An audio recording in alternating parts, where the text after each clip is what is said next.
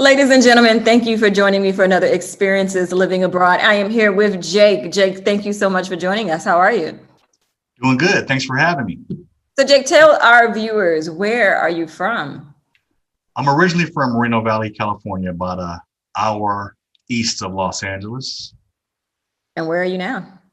I'm in Medellín, Colombia, and I've been here Man. about 3.5 years living. 3.5 years. So what took you to Colombia? Well, originally, I came to Colombia the first time about 20 years ago. I was going through a divorce and my mom passed at the same time. So I was going through kind of a depression. And I had read online that the women in Cali, Colombia are supposed to be some of the best looking in the world. So I was like, He was like, let me go. I had some money at the time. I'm like, let me go check it out for myself, you know. But people thought I was crazy because at that time it was like really, really dangerous. So I went, didn't know anybody, but then I met some people, and every year or every other year, every 2 years, I would go visit. And one of my dreams was to live in a Spanish-speaking country because I'm studying Spanish. And my original plan was to move. I was living in Spain. I was living in Madrid, and for like almost 3 months. And I wanted to stay there for like 6 months to a year and learn Spanish or study Spanish. But that didn't work out. So I had decided to go to Spain after I was already in the European Union. And so even though I was enrolled in school, they said in order for me to get a student visa, I would have to go back to the US to apply for the visa, wait for the visa to get approved, and come back to Spain. And I'm just like, I'll just go to Colombia. And so I've been here ever since. So take us back. So when your first time moving abroad, was that in for Spain? For personal reasons, yeah. I'm a Marine, so I had lived in Saudi Arabia for 6 months for the Gulf War in 1990, but that was for work. So for personal reasons, yeah, it was my first time living abroad. And so when you chose Spain initially, what were you looking for that made you choose Spain? Really, I had a friend who lived in Poland, and I went to visit him. And my goal was to just take the 3 months and then travel around Europe, because, you get the 3 months visa. Right. And after like 2 or 3 weeks, I decided, let me go to Spain to study Spanish. Since it was close, I was already in Europe. Yeah, so I went and was in school, doing great, found a great school, was there like a month and a half, and then the administrator approached me and said, hey, your visa is expiring, you need to get this taken care of. So I went to the embassy, Spanish embassy, and they were just like, I showed them my papers, I'm here, I'm already enrolled. They were like, we don't care, you got to go back. I was like, oh. Yeah, so that's what happened.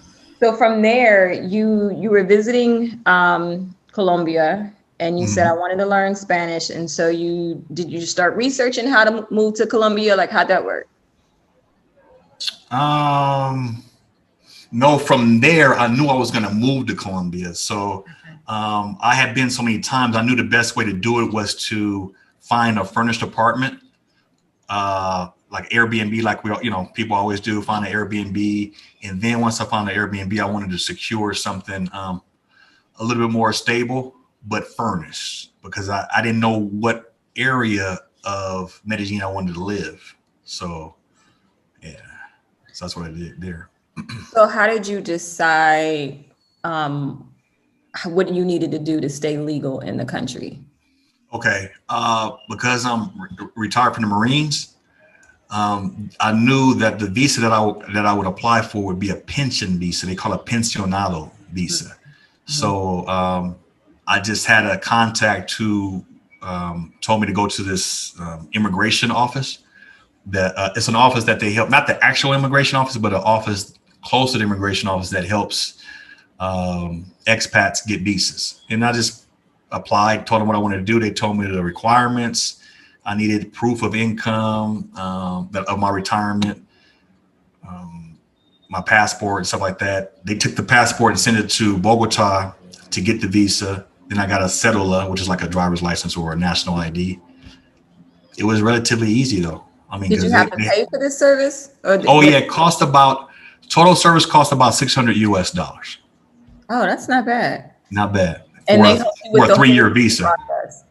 Huh? And they helped you with the whole visa process. The whole process. It was painless. Yeah. If you have a way, because there's several different ways. You got the student visa, investor's visa, pension visa. I just knew I qualified for the pension visa. So I think you have to have make at least $700 US per month minimum to qualify for that visa. So a lot of people who are on Social Security, that's the visa they apply for. Okay. And so you moved there, you didn't know you visited there, but you didn't really know anyone in Colombia, correct? No, at that point I did, because remember I started coming to Colombia like 20 years ago, and I had developed a lot of friends. Yeah. And so when I was coming to Colombia, it was like my second home. Yeah. Like every year, every summer or whatever. So I was ready. I was already dialed in. I was ready to go. I knew what part of town I wanted to live, and then I went there and started. So what advice would you give individuals where, community is the big thing. I know that has been the massive difference on having a good experience or a bad experience. Do you have any recommendations on how you started to meet people? Like, did you go out to bars? Did you find like groups? How did you start meeting people? Yeah, well, Medellin is pretty good for as far as expats. They have different expat groups where we meet for like breakfast, lunch, dinner. So Facebook. Okay. There's a lot of Facebook groups where people just say, hey, we're going to be having breakfast. So you go meet other expats. And then from there, you kind of find your niche, like who you want to hang out with, because everybody's, you have a certain clique here, a certain clique there, but there's a few here. So that's what I did. I met some friends at a breakfast once at an American-owned restaurant. And so we were having breakfast and I was like, okay. And we started meeting up, and then we said, you want to go bowling? You want to go do this? And we all just became really close. Yeah. So. And how do you think moving abroad has changed your perspective on life? Okay, now we're going deep. Okay. How has it changed my perspective on life? I always knew, because I've traveled before, I've visited like 30 countries, that there was more to life than the US. But once I started living here, the living is so much easier. It would be almost impossible for me to go live back in the US. I mean, I love my country, don't get me wrong, I'm a patriot, but once you get used to because the cost of living in Colombia is so much lower compared to the US. So I really don't worry about money like I used to in the States. I feel a lot more at peace here. It just changed my perspective, is that there's better and easier ways to live outside of the US. So do you think you'll stay in Colombia, or you're thinking about checking out some other countries? I think I'll keep this like a home base. I'm so comfortable here. I don't think I'll like move. I'd have to really find something really, really special to actually move there. But I can see traveling other places, but you never say never. But right now I'm like, it's like if you're dating, I'm like past love. I'm like in love with Medellin. So it's like, what I mean? Like I couldn't see living somewhere else. No. And so to the fellas that are watching and who are interested in moving abroad, you moved there for the women. Were you happy with your decision to move there for the women? Well, no, I visited here for the women. 20 years ago. Let's clarify. I'm more mature now. I wouldn't want to just move somewhere just for women. I mean, So there's women all over the world. I mean, I never lacked in that area as far as dates in the United States or anything. But the reasons I live, you got the weather. We're like 24, 25 degrees all year round. It's never cold. You don't really need a jacket. It's never really too hot. The public transportation is great here. The cost of living, things are cheap. People are friendly. Not only are they friendly, they're respectful. And that is priceless. I mean, the majority of people here are respectful.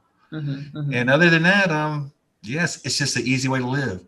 But as far as the women go, I mean, they are beautiful and they are plentiful.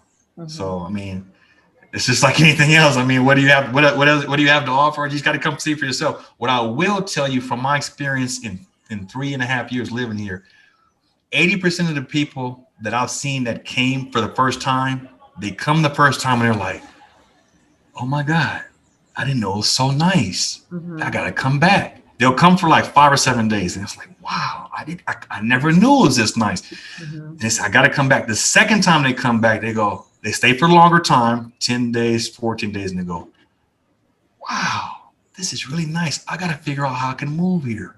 Mm-hmm. People come here, they don't want to leave. Mm-hmm.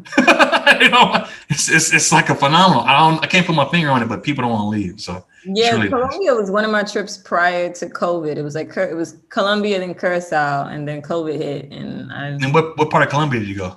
I stayed in Cartagena the whole time. What advice would you give someone watching this who is considering moving abroad? What advice would you give them? I would advise to come check it out first, because every place has its own vibe.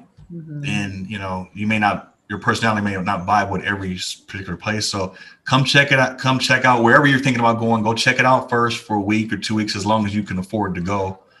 And really just investigate, go eat, go check out, the clubs, the bars, whatever you like to do. It depends on what you like to do. If you like the hiking, go check the hiking scene out or whatever.